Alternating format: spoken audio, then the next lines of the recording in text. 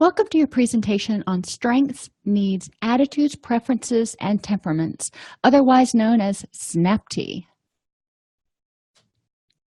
In this presentation, we're going to explore the concept of SNAP-T, review the different learning styles a little bit. There's a whole different presentation on learning styles. We'll identify the characteristics of each dimension of temperament, discuss the levels of Maslow's hierarchy and how that applies to people's needs, and identify other characteristics which may yield specialized needs. So SNAP. SNAP stands for Strengths, Needs, Attitudes, and Preferences. Strengths are the tools that people already have that have worked for them in the past, at least a little bit. Now, these strengths may not have been 100% effective, but we can use those and build upon those in order to help them strengthen their strengths, if you will. Needs are what we need. There's a difference between needs and wants. You may want a lot of things, but there are only a few things that you really need. And some of those things require accommodations. And we're going to talk about what that may mean. For example, if you need to have some quiet time when you work, you need to make accommodations so you can make sure you get quiet time if you have difficulty filtering out external stimuli. Attitudes are basically what you think, what motivates you to get things done. And your preferences include your learning style and your temperament. Your learning style is how you best take in information and actually learn stuff. Go figure. And your temperament talks about your innate tendencies for how you like your environment, what kind of information you pay attention to, what's meaningful, and basically how you structure your time and your time management style. So strengths are the things the client is good at. And we want to look at these in terms of transferability. If someone is a really good communicator, that's awesome, because that means they'll probably have success in relationships. But if they're a good communicator, that can also transfer into the workplace. It can also transfer into writing effective change plans. Those skills, those strengths that a person has, can be used for a lot of different things. If someone is good at detailed-oriented projects, you want to look at, okay, if they're really good at building things and focusing on the details. For me, I could never be a carpenter because I cut things at a kind of a good enough level, not down to a 1/16 of an inch level. That's just how I function, and it's really hard for me to be that exacting. So you want to look at what skills someone has that can transfer into helping them achieve their goals. Strengths are how the client learns best and has coped in the past. If someone learns best by discussing information, by applying information, then let's encourage them to participate in support groups. Let's encourage them to do workbooks. Let's encourage them to apply the information that we're talking about to their current life. Strengths also give the client hope because it's something that they already do, and they can say, yeah, I already know how to do that. So that gives me hope that I may be able to do what I need to do in the future. And it's what the client already knows about. For example, the condition. If we're talking about depression, if the client already knows a lot about depression, then that's a strength. If they already know about recovery methods for depression, that's a strength. And most clients have at least a general idea about what does and does not work for him or her, which is a strength. Why is that a strength? Because it helps us narrow down what our focus is going to be. There are so many different options, so many different causes of depression, so many different recovery methods, that if the person knows generally what makes his or her depression better or worse, then we can focus there instead of having to try to sort through a haystack to find the needle. Needs are those things a person, guess what, needs in order to be happy, healthy, and sober. Emotional needs. We all need to feel happy and content and efficacious. Efficacious means that we feel that we can accomplish things that we set our mind to. So we feel competent. Everyone has those emotional needs. Those go along with self-esteem. Our mental and cognitive needs talk about what we need in order to best learn. what kind of information we need. And that can be everything from the language that it's presented in to how it's presented. My daughter is dyslexic, so there are certain accommodations we have to make when she is learning, especially when she's reading, in order to help her get that information basically off the page and into her mind. Learning needs to understand the condition and interventions. So we need to help people figure out how are they going to best learn about whatever their condition or conditions are. And I use the term condition loosely. That can mean relationship problems, that can mean communication issues, that can mean depression, anxiety, addiction, cancer. What we want to do is figure out how can we best get the necessary information to this person about the issue that they're dealing with and about interventions to deal with that issue so they can start becoming educated and empowered to make decisions that are effective for them. And physical needs include assistive devices, glasses, hearing aids.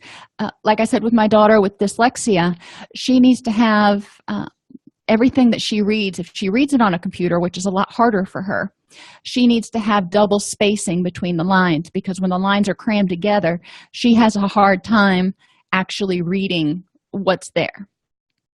So understanding what people need in order to most effectively function. Frequent breaks. Not everybody needs frequent breaks, but some people do. So if someone needs frequent breaks to either process information or, for example, at work, if they need frequent breaks in order to sit down because they've got back problems, that's a physical need that we need to attend to. And we need to take that into consideration when we're looking at what kind of jobs might be a good fit for this person. If they're going to have to be on their feet all the time, are they going to be able to take frequent breaks? And other physical needs may include medications. That can be psychotropic medications like antidepressants or pain medications, arthritis, cholesterol. Yeah, there's lots of meds out there. But what do they need in order to be healthy? Because part of happy, healthy, and sober is obviously healthy. And part of happy is not just emotionally happy. It means achieving goals in multiple areas of life: work, home, family, relationships.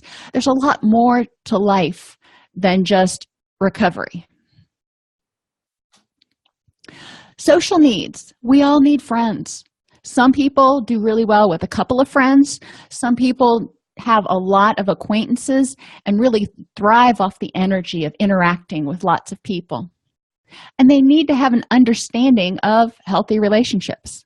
In order to form a healthy relationship, you need to know what constitutes one. Environmental needs include safety, temperature, comfort, time of day, transportation, and childcare. So safety needs. If someone doesn't like to be surprised, a lot of times, and I mean, most people don't like to be surprised, but some people tend to be more on edge if they can't see the entrances and exits or if they have a window behind them. So in order to accommodate those environmental needs, how can you adjust the environment so the person feels safer? Temperature. I've mentioned before that I get cold really easy, but I also get hot really easily. So figuring out how I can accommodate that no matter where I am. I bring a jacket wherever I am, and I tend to dress lightly, so when I get hot, I can take off my jacket and maybe another layer and be more comfortable. Comfort also applies to things like desk chairs. If you've got low back problems, making sure you've got good lumbar support.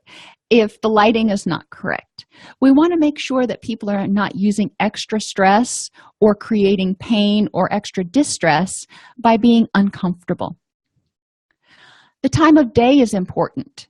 We all have times of day where we're more focused and prefer to work. I'm a morning person. I know people who don't even really start getting out of their fog until 4 in the afternoon. And while I don't understand it, I say kudos to them because they're the yin to my yang. Transportation.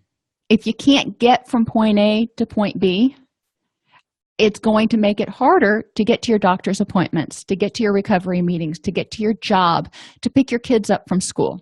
So transportation really is a need that we need to consider. And childcare. If someone is working and they don't have childcare, it makes it very difficult. If they don't have good childcare where they can feel confident that their child is safe and well cared for, it's going to add extra stress and probably contribute to distress and maybe relapse. So we need to look at what are people's needs globally, emotionally, mentally, socially, physically, and environmentally. In addition to their needs that we've talked about, we need to understand how they learn, how they best take in information. Can they hear something one time and they've got it? That's an auditory learner. Do they see something or read it one time and they've got it? That's a visual learner. A kinesthetic learner will learn best if they actually do it. Most people are a combination of two or all three. For example, I tend to be more visual kinesthetic. I can read things really well. I can remember things that I read really well. But I also like to apply it and practice it and manipulate the information. If I'm learning how to drive somewhere, if I sit in the passenger seat while we're driving somewhere, I'm not going to remember a daggum thing. I have to actually do it in order to develop some muscle memory and actually remember the cue points. So I know for me, I'm a visual kinesthetic learner.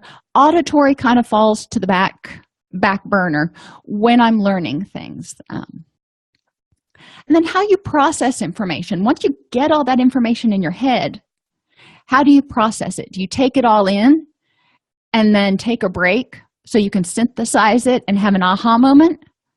Or as each piece comes in, are you adding it to the puzzle? Think about when you do puzzles. When I do puzzles, I do the frame first, and then I create little piles of like pieces. It looks like this will form the flower. It looks like this will form the puppy. It looks like this will form whatever. And then I try to put them together. I'm a reflective learner. I take everything and I kind of group it, and then I take a moment to reflect and synthesize. Active learners do it as they go along. They'll just pick up a piece and go, well, I think it should probably go here. And finally, conceptualization. Sequential versus global. I'm a global learner. I need to have an overview. My daughter laughs because we went to see Minions and I didn't know what the movie was about. And she's like, yeah, mommy was about to lose her crap. She was sitting in the movie theater trying to look up on IMDb what Minions was about before the movie started because she needed to have an overarching concept. And she thinks that's the funniest thing in the world, obviously. But it was true, unfortunately. I will be the one that will read the table of contents of a book before I read it. I will read the back cover before I buy it. Sequential learners, they're happy just knowing what's going to be in this chapter, and then they'll figure out how the rest of the stuff tacks on as they go. I have a hard time organizing information if I don't have the big picture first. So we want to present information so people hear it, they see it, and they apply it. As we do that, we want to take care to take breaks periodically to let them reflect on it, maybe do a worksheet, maybe just think about it for a minute or apply it to a scenario to make sure that your reflective learners have had a chance to process it. And then you want to really present the big picture first, but at the end, you also want to summarize and go, okay, today we were learning about this particular topic, and we covered these particular skills. Tell me 2 ways that this may apply to you next week, and then ask your client to answer that question. It will help solidify everything for him or her. Then we move to attitudes. This is what motivates people. What are their attitudes about themselves? If they feel like they can do it, they feel like they can accomplish it, they think something's a challenge, those are positive, motivating attitudes. If they feel like they're going to fail, if they feel like it's not worth the effort, then those are unmotivating attitudes. What are their attitudes about others? A lot of times, there are things that we do that we need help with because we can't do everything. But if you have a poor attitude about others, you don't think they're actually going to help out at all. Think back to when you had to do group projects in high school or college. I always dreaded group projects because there would be 6 of us, and usually 4 would just kind of coast, and then there would be 2 of us doing the majority of the work.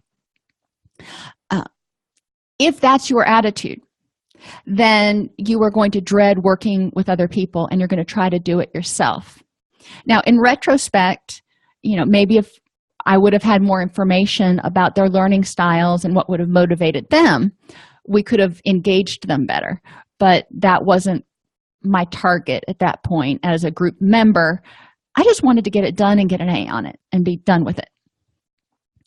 Their attitudes about the condition or the target issue. If they think it's hopeless, they're not going to be very motivated. If they think there are exciting opportunities for change and they think they can accomplish it, then they're going to be excited, which is why we need to make sure as coaches and clinicians, we put in frequent small successes. Staying clean for a day, reducing your crying sessions so you're only crying a little bit, for 10 minutes once today instead of every hour. We want to make sure they see small improvements and they give themselves credit for that. A willingness to try and learn new things. They were doing the best they could with the tools they had at that point in time, and it wasn't working.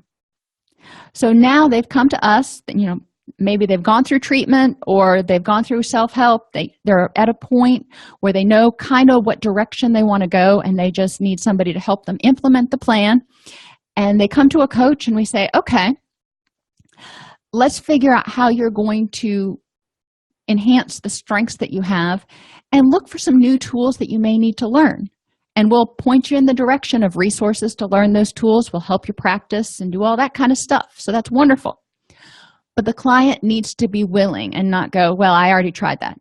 If you start running into yes buts and I already did that and it didn't work, then you want to turn it back around on the client and ask them, what is it you think would help? Or in what way can we get around this stuck point? Interventions in recovery, what their attitudes are about those interventions in recovery. Some people will be like, I'm not going to call myself an addict every day. That's just not what I'm going to do. And some people will take the other stance and say, I need to remind myself every day that I'm an addict. Depending on your point of view is going to really reflect on which one of those that you adhere to. I want to know what my clients' attitudes are about the concept of being an addict and the disease concept versus the cognitive concept. I will not go to those meetings. I had a client come in one time and she was adamant. Oh my gosh. She didn't know me from Adam's house cat, and she came in and she sat down. We were 5 minutes into the assessment, and I had asked her whether she'd ever been to 12-step meetings, because that's a question on our assessment. And she went off on this diatribe of how she doesn't go to those meetings. She's not going to go to those meetings. I can't make her go to those meetings, and those meetings are stupid. And I think there was more to it than that. And I just sat there patiently listening, and I'm like, okay, well, what are you going to do instead? And she sat there sort of dumbfounded for 5 or 10 seconds, because nobody had ever responded that way. Usually the response was, well, you have to go to those meetings. My response was, well, if you're not going to do it, what are you going to do instead? We need to find a way to develop social support for you. So how can you do that that's going to work for you? The concept that everybody relapses. Addiction, mental health, regardless. If you believe that everybody relapses and that's your attitude, then does that set you up and kind of give you an out for relapsing? I don't know. That's something to talk about with your client. What is their attitude towards relapse? What does relapse mean? Is relapse a necessary part of recovery? And what do you do if relapse happens? Another topic that comes up a lot in addiction recovery is with people who believe they need medication-assisted therapy or medication-assisted recovery, such as Suboxone, methadone, and even antidepressants, and some of those medications. Now, whether or not your client does or does not need them, that's not for me to say. That's between them and their doctor. But I do want to know what their attitudes are towards the medication, why they think they need it, what they think it provides, so I can better understand their attitude toward recovery, and it may provide me some insight into what some of their concerns are about the recovery process. Decisional balance. We've talked about this in different activities. We've talked about this in different classes, and it will keep coming up. This is one of the best ways to help people increase motivation. You want to help them look at the benefits of the old way. And if you start out with this, they kind of look at you like you're crazy, because most people don't ask them, well, what was the benefit you were getting out of smoking weed? We need to know that because it was rewarding. If we don't figure out what function it was serving, we can't figure out a different way to accomplish that same goal. So what were the benefits to the old way? We need to eliminate as many of the benefits as possible or replace them with healthier alternatives, which is the red means stop and the green means go in this particular chart. So for the red, we want to eliminate or replace the benefits of the old way. And going down to the other corner, we want to eliminate or replace the concerns about change. Concerns I have about changing or my negative attitudes. When people go on a diet, one of the concerns they have about eating this new way is they're not going to be able to have their favorite foods anymore. You know, there's definitely something to consider. So how can you make that less of a concern? How can you make that work for you so it doesn't end up sabotaging the changes you're trying to make? Then we want to look at the benefits to the new way. You know, this is going to be hard. It's going to be hard work. I'm not saying that it won't be. However, what are the benefits? Why is it worth all of this effort? What's going to be different in your life that makes it all worth the effort? And then increasing people's awareness of the drawbacks to the old way. The things that I don't like about the old way or staying the same would be, and the reasons why I need to change. So asking them these questions, having them reflect upon them, I generally give the decisional balance exercise as a homework assignment, and then we process it in the next session because I want people to really have a chance to put in as much detail as possible. And preferences. People's temperament impacts their strengths, needs, attitudes, and preferences. Temperament is comprised of basically 4 dimensions, and I don't want you to make it more complicated than it really has to be. I mean, you can get way down into the weeds, but let's just stay up here right now. The first component deals with their environment and energy and how they engage with people. The second component is how they conceptualize things, if they focus on details or the big picture. The third component is what motivates them, and it makes things meaningful. Is it facts and details and logic, or what makes them feel happy and what seems to be the best as far as relationships are concerned? And then the fourth dimension focuses on time management and structure. How do they go about organizing their life and getting things done? Do they like day planners? Do they like structure? Or do they like spontaneity and kind of flying by the seat of their pants? These are sort of innate temperaments. These are innate traits that we're not going to change, so we need to figure out how to help people work with them. Ultimately, they are going to gravitate toward their preferences regardless of whether we want them to or not. So we need to help them figure out how to make it work for them, because one type is not better or worse, it's just different. The cool thing is if you take 2 people who are on opposite ends of the spectrum and you put them together, they can either fight like cats and dogs or balance each other out. So remember, the overarching concept is on a continuum. One end of the continuum is not better than the other. So being structured versus being spontaneous, It's not better or worse, it's just different. Most people are somewhere in the middle. So you'll go through some of the characteristics we're going to talk about, and you'll go, well, I've got a little bit of that, but then I have a lot more of this. So which am I? And the answer is both. But being aware of your preferences is what's really important in reducing stress in your life. So how can we apply this? We can apply this to improving communication, increasing motivation, helping people select effective interventions, and relapse prevention planning. The first dimension, how people prefer their environment and interact with people.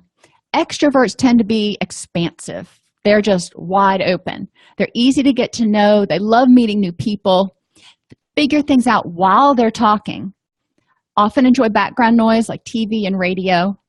They're more aware of what's going on around them than inside them, don't mind interruptions, and are often considered good talkers. These are the people I'm thinking of as teachers, because they're in the classroom, they've got interruptions, they've got noise going on, they're constantly aware of what's going on around them. You feel like they have eyes in the back of their heads. And a lot of times they have to figure things out while they're talking and kind of on the spot. When we're talking about recovery, knowing that extroverts draw energy from other people. They get energized by being in a classroom, by being around a lot of other people, and they love meeting new people. So this is going to be good. Any type of support group, they're going to feel right at home in. They're going to have a really easy time making connections with other people that are out there, and they have a lot of people that they consider friends. One of the challenges in recovery is the fact that they know what's going on around them rather than inside them. So they're attuned to what's going on in the environment, and inside they may be getting stressed, they may be getting bored, they may be getting tired. Something or anything can be going on inside them, and they may not notice it because they're so focused on everything else. It's like when you take a kid to the zoo for the first time. They get exhausted by the end of the day and they start melting down, but they don't realize it because they're so stimulated by everything that's going on around them. So in recovery, the extrovert needs to make sure to take time out a couple of times a day, and I've suggested it before, at every mealtime, to do a body scan, to do a mindfulness scan, just to make sure that they know how they're doing inside, emotionally, mentally, physically, and make sure that there's no weaknesses coming up.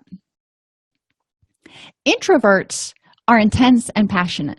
These are the people that can dive into something and work for 16 hours straight. They may be more difficult to get to know and have to exert effort to meet new people. A lot of times they only have a few close friends because it's a lot of effort to meet new people.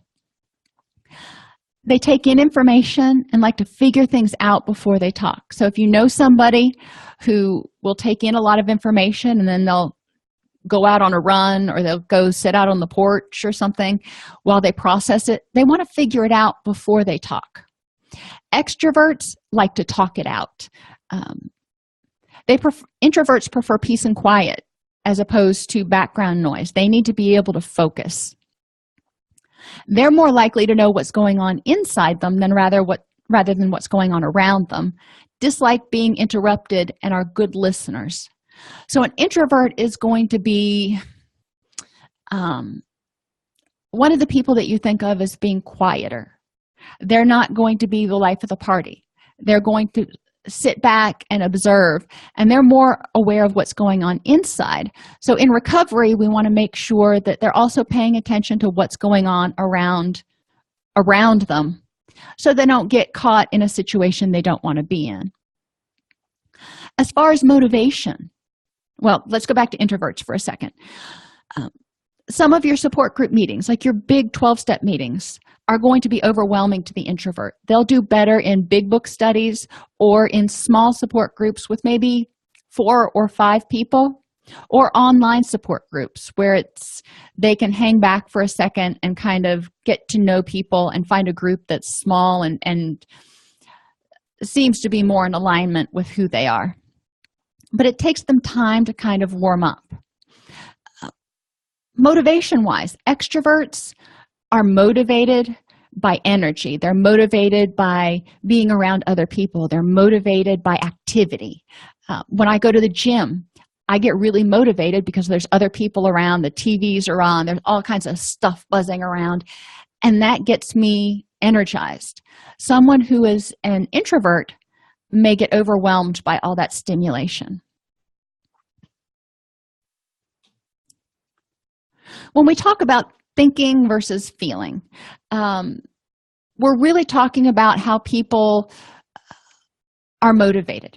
Thinkers are motivated by facts. They respond easily to people's thoughts as opposed to their feelings. They want to apply objective principles. They can assess logical consequences. Think it's more important to be just than merciful.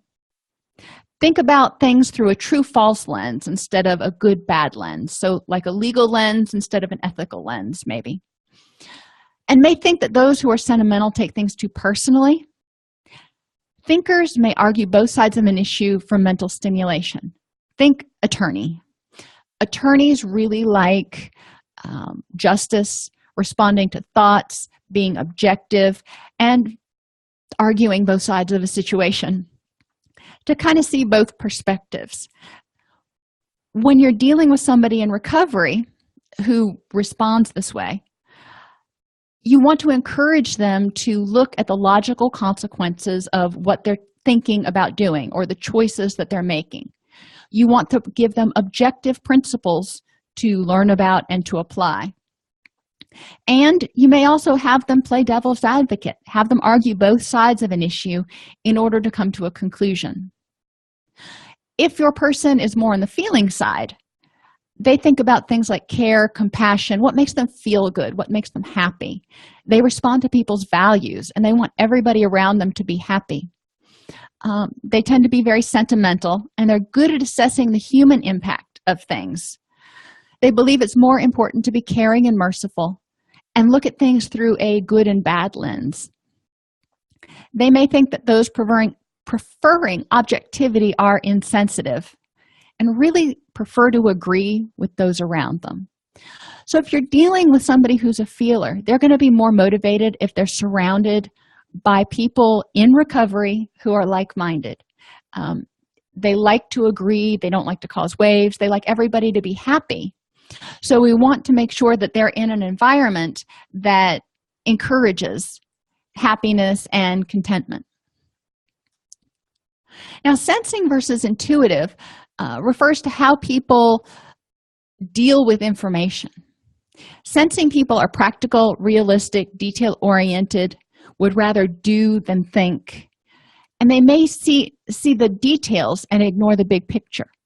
When we're talking about recovery, they may get so caught up in the details of what they need to do in order to recover that they miss the big picture of they're supposed to be having fun and having a more pleasurable, happy, stress-free life. So we need to get them to stop, step back, and look and reassess the big picture regularly. What's going on in the big picture? Okay, you had this little slip up, but in the big picture, how are things going? They also believe if it isn't broken, don't fix it. So if you're trying to get people to change something they don't see a problem with, you're going to be kind of banging your head into a wall. Focus on things that they're motivated to change. The person who is intuitive is more of the imaginative dreamer. They think about the possibilities. I tend to be more on the intuitive side. I love to write grants. I like to think about the big picture and live in the world of possibilities. Anything I see, I think can be improved upon. And whether I have the skills to do it or not is, up for debate sometimes. But I always look for how could you make this more energy efficient? How could you make this easier to do? How could you make this run more effectively? I like to focus on complicated abstract problems. And I see the big picture, but I'll admit I can miss the details. So again, when you're working with someone in recovery, if they're intuitive, they may see the big picture about, I need to go do things that make me happy. Well, yes, that's wonderful. However, We also need to pay attention to the details of, are you doing your mindfulness scans? Are you taking care of yourself? Are you making sure that you're getting your basic needs met? The intuitive person can focus too much on the future and possibilities and forget about the present. So again, in recovery, it's important for, if you're working with someone who's an intuitor, they're always talking about what they're going to do in 6 months or when they get their kids back or sometime in the future. And we want to make sure that we acknowledge that and reinforce that, but also focus on what are you doing right now that's going to get you closer to that. And finally, judging versus perceiving. This is your structure. These are your spontaneity people versus your day planner people. I'm a day planner person. I like to plan ahead. I thrive on order. I really like to get things done early. I'm the type of person, if a paper was due on Friday, I would have it done on Tuesday because I wouldn't want to have to worry about whether I was going to get it done or the computer would crash or anything like that. I have limits that I work within, and I may be hasty in making decisions because I take the information, I'm like, okay, I got what I need, let's make a decision and let's go. Tend to be time and deadline oriented. Think those preferring spontaneity are too unpredictable, but they're excellent planners. So in recovery, someone who's a judger is going to be one who is good for helping organize a group. They'll be good at communicating deadlines. They'll be good at laying out goals and interventions. They'll be motivated by structure. However, life isn't always structured. So we need to help these people figure out, if life throws you a curveball, how are you going to deal with it? Now, I have a plan A, but I also have a plan B and a plan C most of the time, because this helps me plan and be structured when life is not so structured. We want to encourage our clients to do that in recovery. Always have a plan B and a plan C for recovery, for relapse triggers, for anything that might be stressing you out. And perceivers adapt as they go. They're flexible and tolerant. They thrive on spontaneity, get things done at the last minute, depending on a spurt of energy. They're always craving more information, but may fail to make decisions in a timely manner. They're good at handling unplanned events, but may not make effective choices among the possibilities. Now, one of the people I worked for almost 15 years was very much this way. He was able to deal with anything that you threw at him, but if he had to make a decision, I always knew that I would talk to him about it on Thursday if I wanted an answer on Monday, because he'd have to consider all the different permutations and possibilities and get more information. That was the way he functioned. When things happened, when grants came up, it would be, instead of we've got 2 months to get this done, we've got 2 weeks to get this grant written, so everybody plan on working late for the next 2 weeks. Things were getting done at the last minute, or depending on a spurt of energy or whenever he ran across them. It was like, sure, there's plenty of time, let's get it done. In recovery, we need to make sure that people don't always fall back on thinking that there's plenty of time, because sometimes there's not. They need to have some structure in their recovery plan, whether it's making sure that they're doing fun things, eating well, getting enough sleep. If they're in recovery from an addiction, going to a meeting or doing something with sober social supports is going to be important, and they need to include that. Whereas a judger, somebody who's structured, might use a day planner. Somebody who's a perceiver will do better with to-do lists, maybe a daily to-do list or even a weekly to-do list. I have to get all these things done this week, and I'll figure it out as I go. Encouraging people to be aware and work within their temperaments instead of trying to be something they're not is going to go a long way towards helping them achieve sustained recovery. A client with depression and a history of addiction wants to, quote, stay in recovery. So what do you need to know about his strengths, needs, attitudes, and preferences? One of the things you want to know is what has worked and what hasn't worked. When you talk about needs, remember, it's not just your emotional needs. What do you need mentally? What do you need to help you learn best? What do you need to stay on track?